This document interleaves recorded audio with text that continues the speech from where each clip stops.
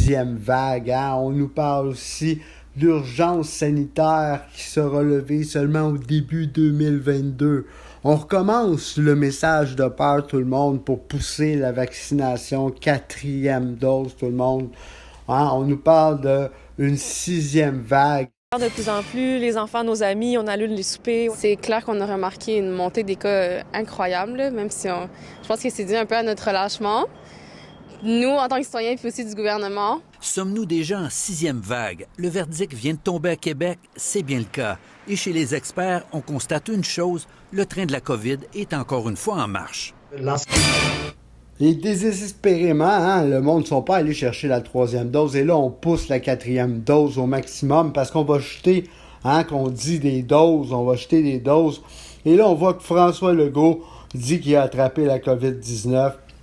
On voit le docteur Boileau qui n'arrête pas de sortir, venir faire des points de presse. Et là, qu'est-ce qu'on voit pas? Incroyable quand même. Regardez combien chaque Québécois doit en ce moment même. Et pendant ce temps-là, François Legault qui envoie aux Québécois des 500 $. C'est rendu que les familles ne veulent même pas du 500 $. Boude le 500 $ parce que c'est rire de la population québécoise. Les élections approchent, on voit que la CAQ est stressée. François Legault fait attention pour ne pas faire d'erreur, envoie ses chiens de garde à l'avant. Mais là, Marguerite Blais, pas le choix, est allée en burn-out. Et là, il faut qu'elle réponde des situations. On regarde quelques questions. Le 29 mars, on savait au gouvernement qu'il y avait cette tragédie. La responsabilité de la ministre, c'était à la fois d'informer la cellule de crise, c'était de prendre action et également, c'était surtout de vérifier ce qui allait se passer. Qu'est-ce que la ministre a fait le 30, le 31 mars, le 1er avril dans cette cellule de crise? Qu'est-ce qu'elle a fait? Comment peut-elle avoir été à ce point incompétente? Bonjour tout le monde. Cette année, on fête un Québec différent de d'habitude. Notre Québec a été blessé au cœur. Faut se dire la vérité. On a connu une défaite dans nos centres de soins de longue durée. On a perdu des milliers de nos aînés, en partie parce qu'on était mal préparés. Vous voulez? S'il vous plaît, ministre responsable des aînés des prochains ans en réponse. Je vais rester calme, Monsieur le Président. On me traite d'incompétente, mais c'est une perception. Je vais vous dire un peu ce que j'ai fait. Entre autres, on a formé 10 000 préposés aux bénéficiaires, on a fait embaucher des gestionnaires, on a fait former des champions en prévention et contrôle des infections, on a fait la première politique d'hébergement de soins et de services de longue durée, on va déposer le plan d'action, on construit de nouveaux bâtiments pour s'adapter à la culture des personnes qui vivent avec des troubles neurocognitifs majeurs. On rénove des CHSLD. On est en train de conventionner des CHSLD. La première loi qui a été adoptée pour reconnaître les personnes proches aidantes ainsi que la politique, écoutez, j'ai fait ça, moi, pendant 3 ans et demi. La population est la plus vaccinée. Puis ça aide.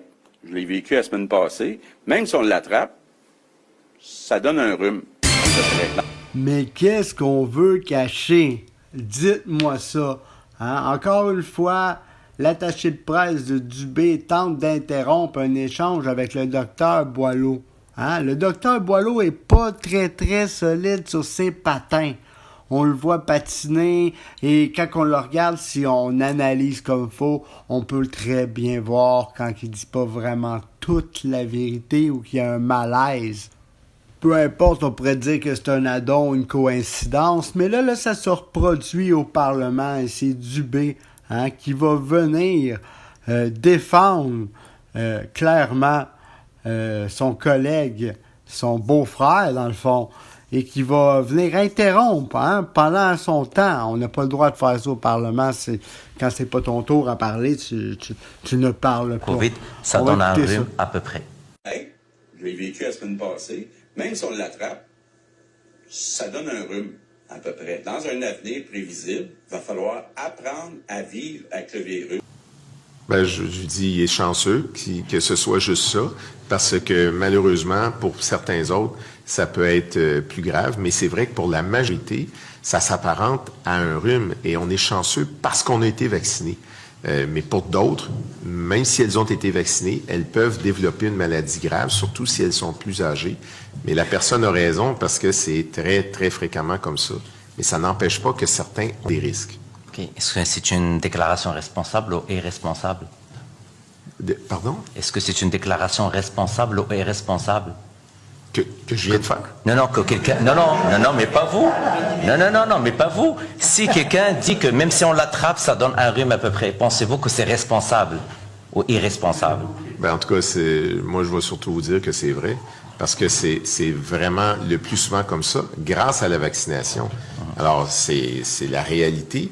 Maintenant, ça ne veut pas dire qu'il n'y a pas d'autres choses qui peuvent arriver pour des gens qui ont plus de risques, mais c'est certainement la réalité, et tant mieux.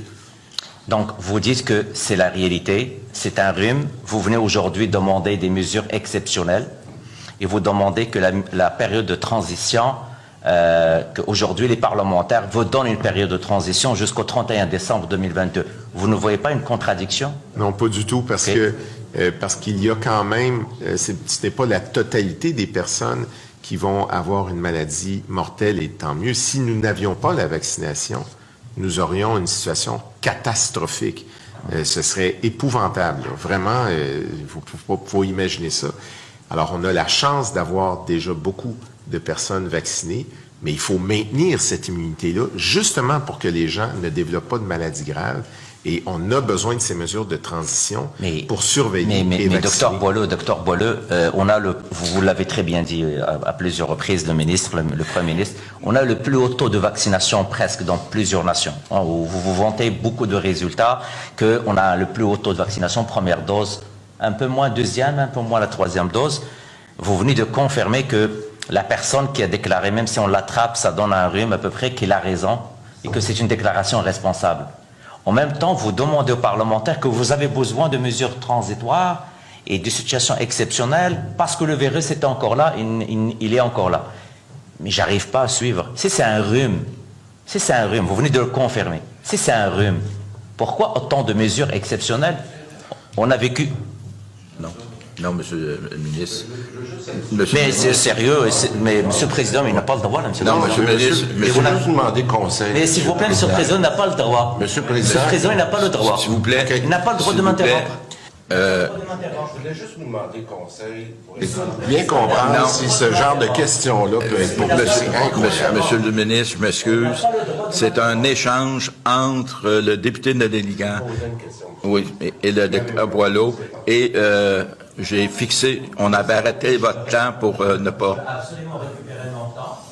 C'est difficile, il n'a qu'à écouter les réponses du docteur Boileau. Docteur Boileau, c'est très important ce que vous êtes en train de dire. Je vous ai demandé.